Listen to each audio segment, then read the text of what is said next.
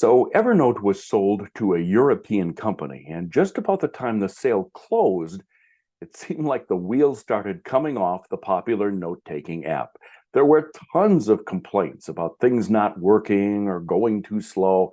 Well, we're finally getting some answers and solutions. Hi, I'm Dave Edwards, a certified Evernote expert with a look at what's really been going on at Evernote. I want to remind you that as an Evernote expert, I don't work for the company. I just passed a certification, so I'm free to be as open and honest about matters like this. I also publish a weekly newsletter, which I write about Evernote, productivity, GTD, lots of related stuff.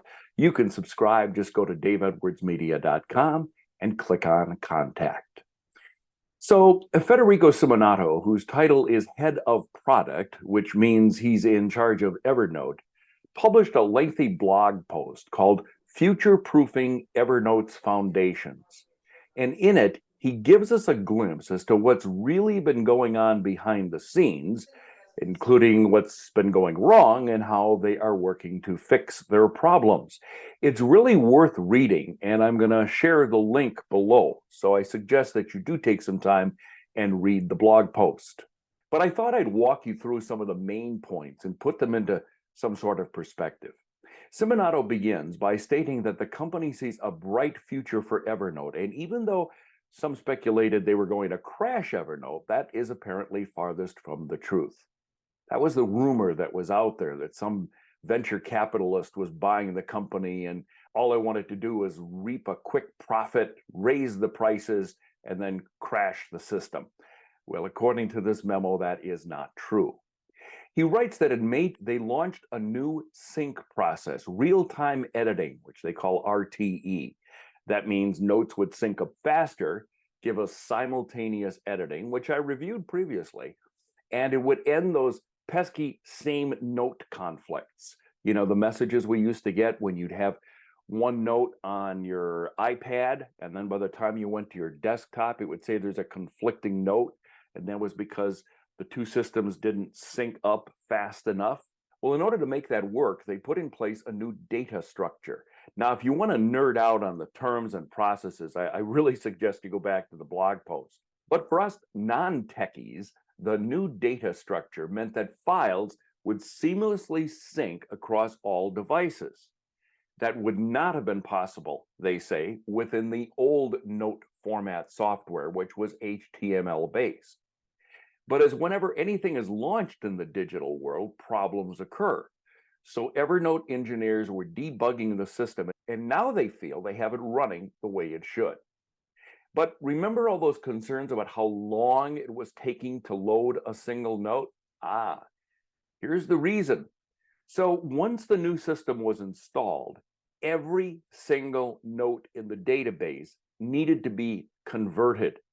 It was impractical to convert them all overnight. So instead, every time you opened a note that you had previously saved, it had to go through the conversion process to the new system. That's what happened. To us, the user, Evernote was running at a snail's pace. But in reality, it was converting your note. And after it was converted the first time, well, you shouldn't see any of those delays with that note again. Now, I wish they had explained that to us when we were watching the beach ball spin as our notes were not loading up promptly. If you read the post, you'll see a list of other upgrades that they have been making in the background. Most, to be honest, I don't really understand, but they seem to be strengthening the backbone of Evernote for the future. It includes a complete rewrite of the Evernote desktop and web navigation system, which took place at the end of July. On mobile, the navigation system was updated in the same period for version 10.52. So that strengthened the navigation system on mobile. And they said that the database was running on the same machine as the application layer. I think I know what that means. At any rate, that slowed things down and made it very difficult to manage. So they moved away from that.